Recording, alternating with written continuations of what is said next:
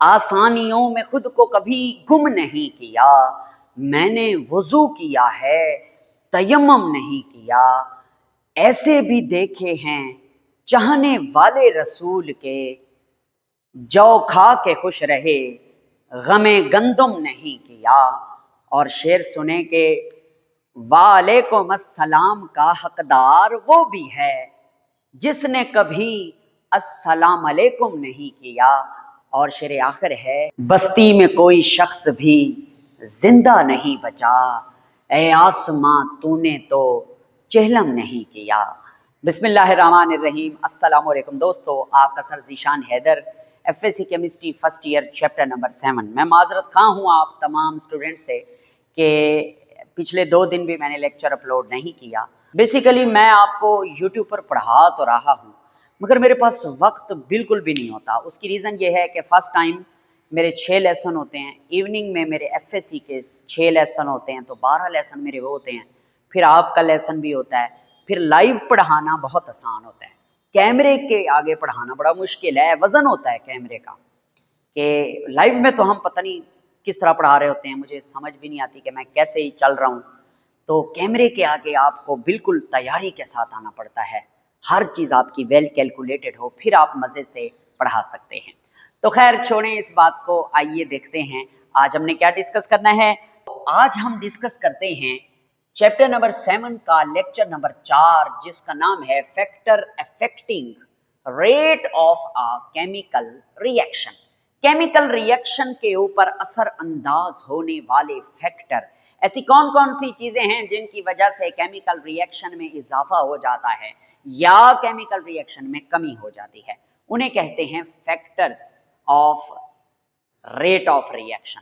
तो प्यारे बेटे, ये वो कहता है कि इन जनरल यानी आमतौर पर जो रेट ऑफ रिएक्शन है जिसमें रिएक्टेंट कंज्यूम हो रहे हैं और प्रोडक्ट जो है वो बन रहे हैं, वो वेरी करते हैं। वेरी का मतलब ये है मुख्तलिफ रेट होते हैं, हर रिएक्शन का अपना अपना रेट होता है, मतलब अपनी अपनी रफ्तार होती है। इवन दो ऐसा भी होता है कि रिएक्टेंट सेम होते हैं मगर उनके रिएक्शन की रफ्तार जो है वो अलग अलग होती है, मुख्तलिफ होती है। क्यों? कंडीशन बदलने से। अगर कंडीशन चेंज कर दी जाए तो रेट ऑफ रिएक्शन जो है वो चेंज हो जाता है। तो आइए स्टडी करते हैं कि कौन कौन से फैक्टर हैं जो कि रिएक्शन की रफ्तार को तब्दील करते हैं। मेरे प्यारे बेटे, वो 4 चीजें हैं हमारी बुक में। नंबर 1 है कंसंट्रेशन, नंबर 2 है टेम्परेचर, नंबर 3 है सरफेस एरिया, नंबर 4 है कैटालिस्ट। तो पहले जो 3 हैं वो हम आज पढ़ेंगे और कैटलिस्ट के लिए हम जो है वो नया लेक्चर कल वाला रिकॉर्ड करेंगे। एक और बात भी सुन लीजिए, हमारी इस बुक में सिर्फ 3 फैक्टर जो है वो एक्सप्लेन किए गए हैं, कंसंट्रेशन, टेम्परेचर और कैटालिस्ट। तो टेम्परेचर और कंसंट्रेशन और कैटालिस्ट को तो हमारी बुक ने एक्सप्लेन किया है मगर सरफेस एरिया को एक्सप्लेन नहीं किया, मगर मैं उसे जरूर एक्सप्लेन करूंगा क्योंकि शॉर्ट क्वेश्चन बन सकता है। और आज का जो लेक्चर हम पढ़ रहे हैं ये लॉन्ग और शॉर्ट दोनों के लिए बड़ा अहम है, इसमें से लॉन्ग क्वेश्चन जरूर बन सकता है। तो प्यारे बेटे, आइए शुरू करते हैं फैक्टर्स। पहला फैक्टर कौन सा है? कंसंट्रेशन। कंसंट्रेशन कहते हैं मिकदार को। तो देखते हैं कि इसमें वो क्या कहता है। इसमें वो कहता है कि आपने पढ़ा था लॉ ऑफ मास एक्शन। आप तमाम बच्चे 10th क्लास में ये पढ़कर आए हैं, लॉ ऑफ मास एक्शन। इस लॉ के मुताबिक वो कहता है, आपने पढ़ा था 10th क्लास में कि किसी भी रिएक्शन का जो रेट है that is directly proportional to concentration of reactant. जितने ज्यादा रिएक्टेंट होंगे रिएक्शन के अंदर, जितनी ज्यादा कंसंट्रेशन रिएक्टेंट की होगी उतना ही ज्यादा रिएक्शन का रेट यानी रिएक्शन की रफ्तार होगी। सिंपल बात है, आप एक चावलों की डिश दें 2 बंदों को, कहें खाओ इसको, वो खाएंगे, अपनी स्पीड जो उनकी है सो है। अगर आप वही एक डिश 10 बंदों को खाने के लिए दे दें वो तो फौरन खा जाएंगे, यबम करेंगे ऐसे फौरन से, वो तो 1 मिनट भी नहीं लगाएंगे। फौरन से पहले वो हड़प कर जाएंगे पूरी की पूरी एक डिश जो आपने उनको चावलों की दी है।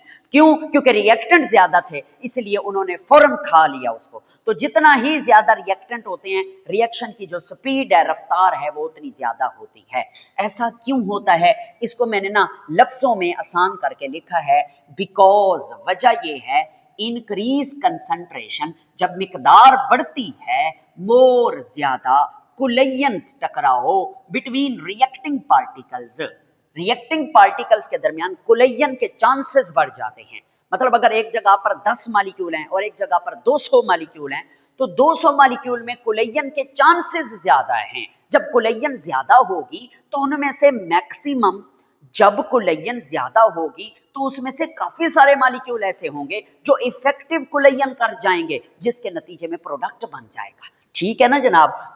तो यही तो वो लिखता है कि because increase concentration more collisions between reacting particles which speed up the reaction, ज्यादा कुलेयन होती हैं जिसकी वजह से, कुलेयन जितनी ज्यादा होंगी ना, उनमें इफेक्टिव कुलेयन के चांसेस भी ज्यादा होंगे। जब इफेक्टिव कुलेयन ज्यादा होंगी तो रिएक्शन की स्पीड बढ़ जाएगी। बस इतना पढ़ाना था। अच्छा, इसमें एक बात उसने की है, वो कहता है कि अगर आपका जो रिएक्शन है वो गैसियस फेज में है, गैसियस फेज का मतलब है कि आपके रिएक्टेंट जो है वो गैस की हालत में है और वो प्रोडक्ट भी गैस की हालत में बनने जा रहे हैं, तो उसमें जो है वो कंसंट्रेशन कैसे बढ़ेगी?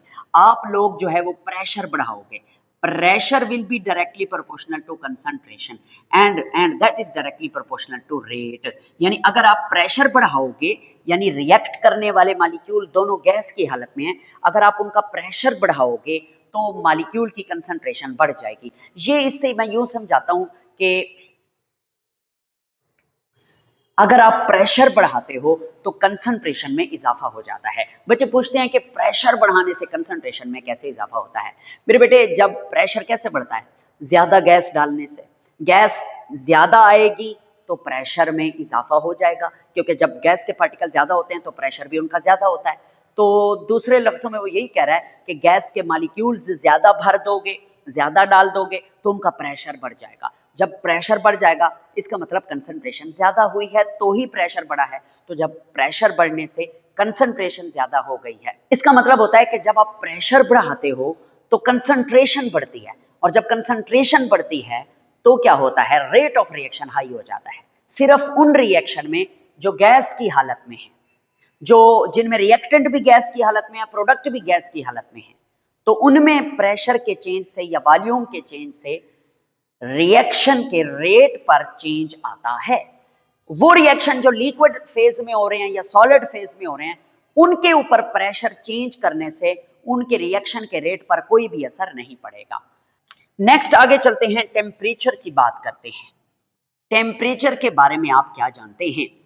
टेम्परेचर जो होता है ना, that is directly proportional to rate of reaction. यानी अगर टेम्परेचर इंक्रीज करें तो रिएक्शन का रेट बढ़ जाता है।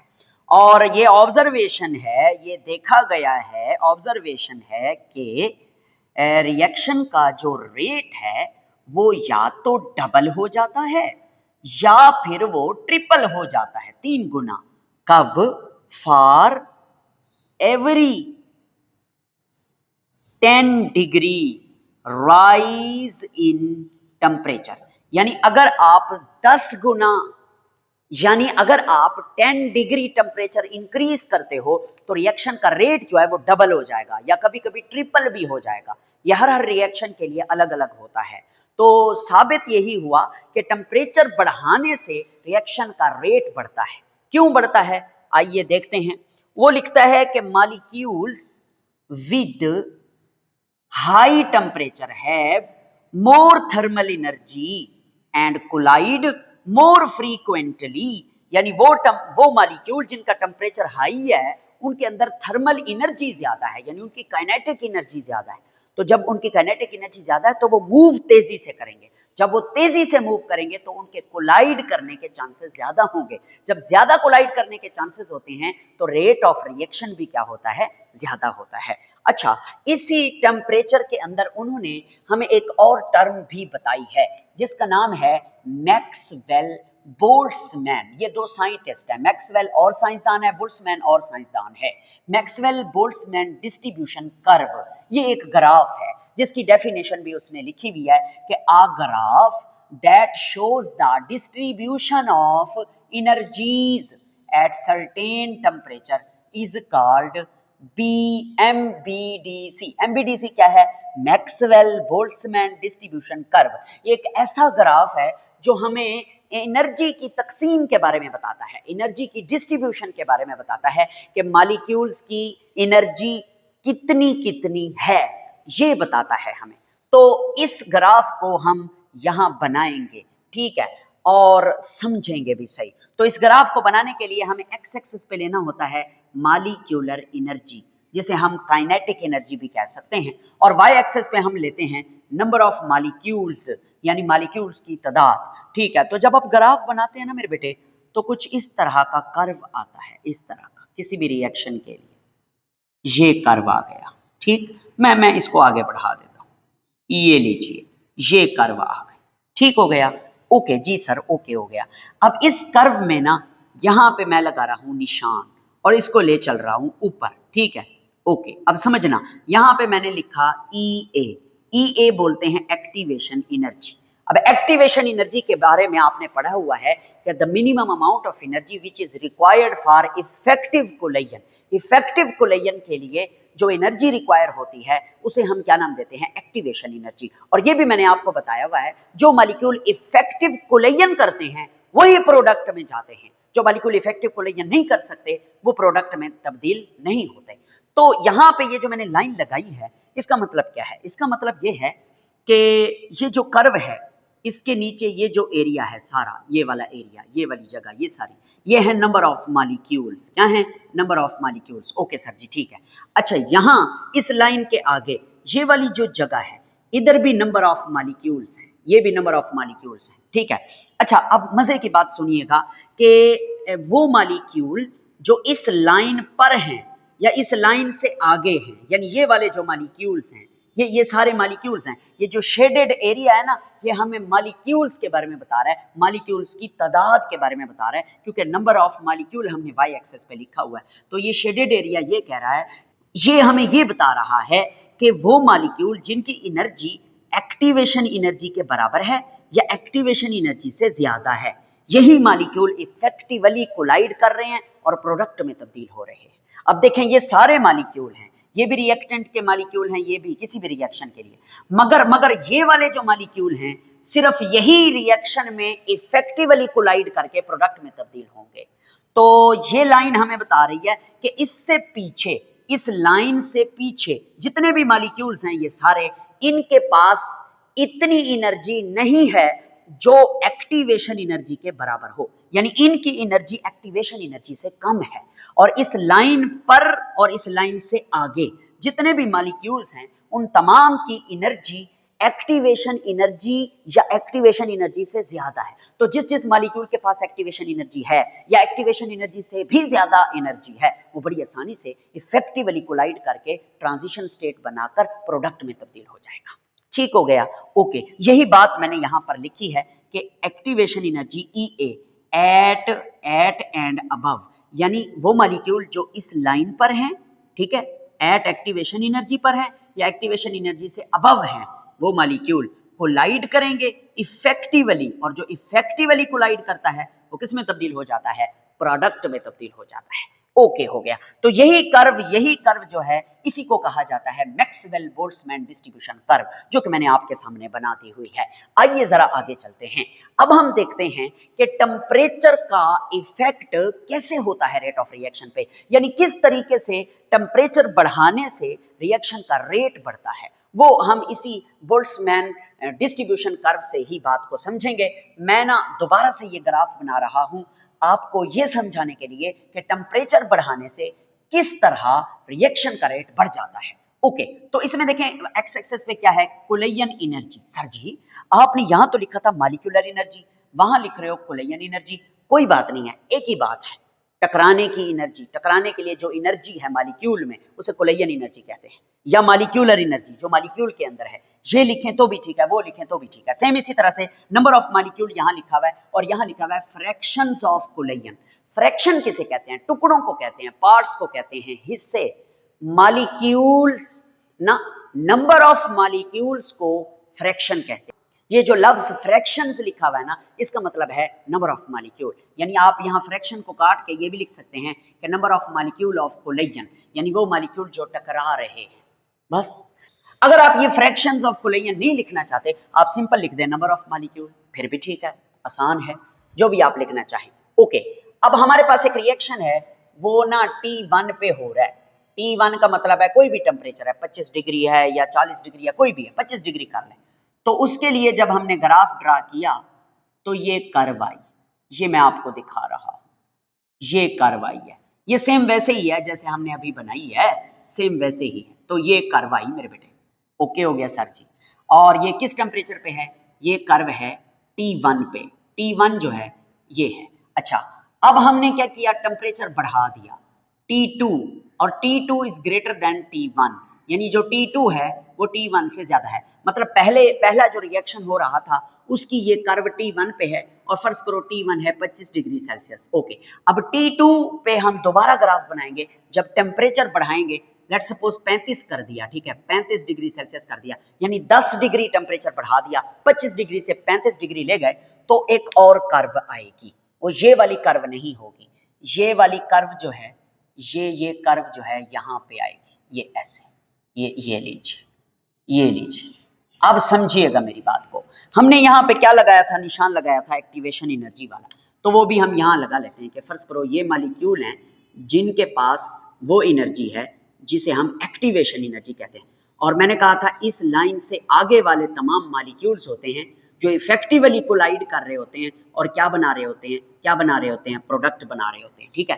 तो ये नंबर ऑफ मालिक्यूल हैं, ये शेडेड एरिया हमें बता रहा है कि ये वो नंबर ऑफ मालिक्यूल हैं जिनकी एनर्जी एक्टिवेशन एनर्जी है या एक्टिवेशन एनर्जी से ज्यादा है, और वो पार्टिसिपेट कर रहे हैं किसके अंदर? रिएक्शन में। तो अब देखें, अगर हम इसी लाइन को ऊपर ले जाएं, ये देखें, तो अब देखें ये ऊपर वाला शेडेड एरिया भी शामिल हो जाएगा, यानी ये भी नंबर ऑफ मॉलिक्यूल शामिल हो जाएंगे किसमें?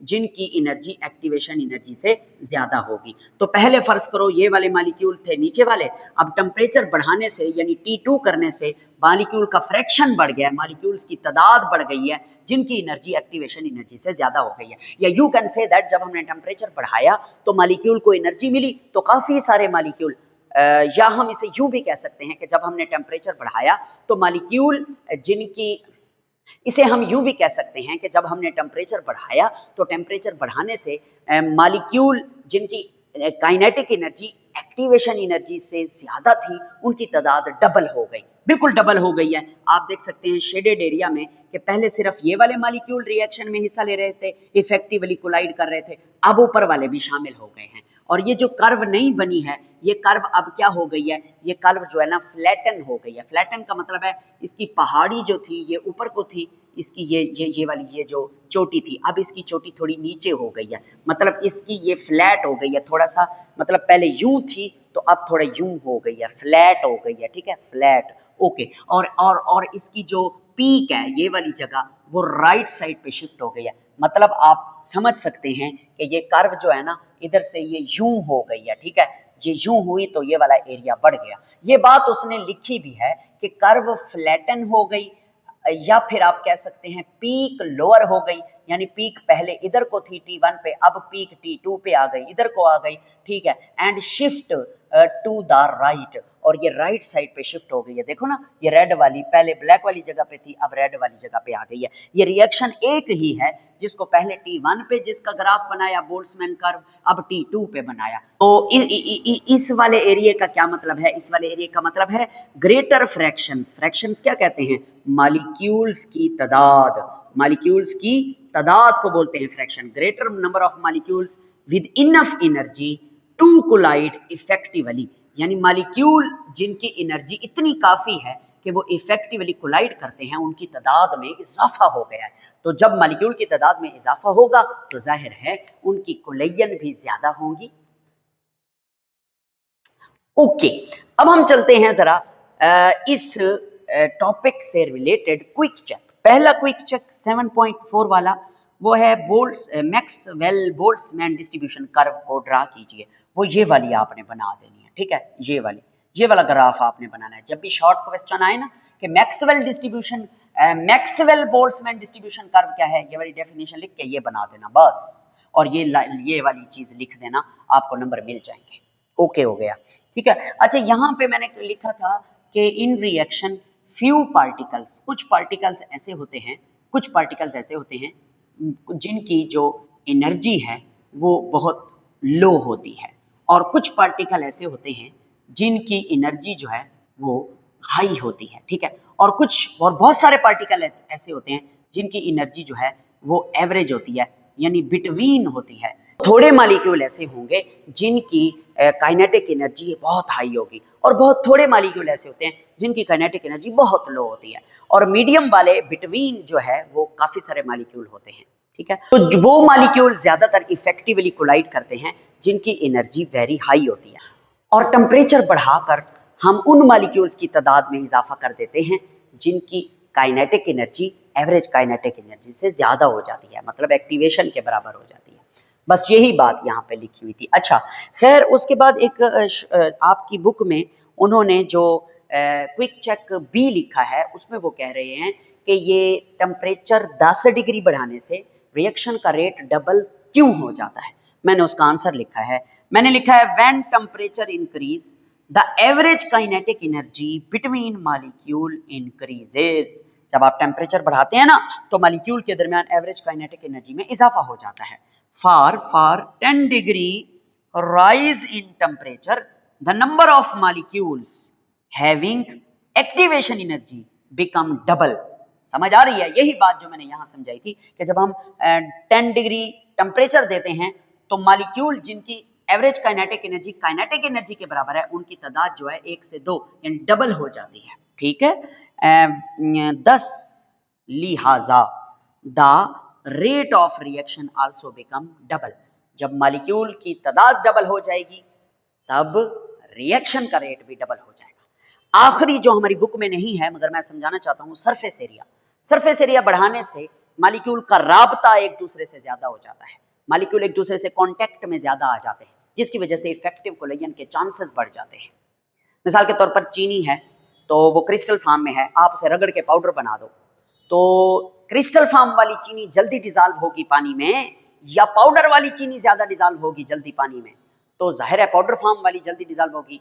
अच्छा, अब दूसरी बात बताना कि चीनी जो क्रिस्टल फॉर्म में है उसका सरफेस एरिया ज्यादा है, या जब आप उसे रगड़ के पाउडर बना देते हैं उसका सरफेस एरिया ज्यादा हो जाता है। सर जी, जब हम रगड़ते हैं ना तो मॉलिक्यूल अलग अलग हो जाते हैं, पार्टिकल्स अलग अलग हो जाते हैं, तो उनका सरफेस एरिया भी बढ़ जाता है, जिसकी वजह से वो एक दूसरे के साथ जल्दी कोलाइड होते हैं और रिएक्शन में जल्दी पार्टिसिपेट करते हैं। बस यही उसने लिखा है कि by increasing surface area contact between reacting molecule increases. React करने वाले मॉलिक्यूल के दरमियान कॉन्टैक्ट बढ़ जाता है, hence rate of reaction increase. और नीचे एग्जांपल उसने लिखी है, चूने का पत्थर calcium carbonate in big pieces react slowly with H2SO4।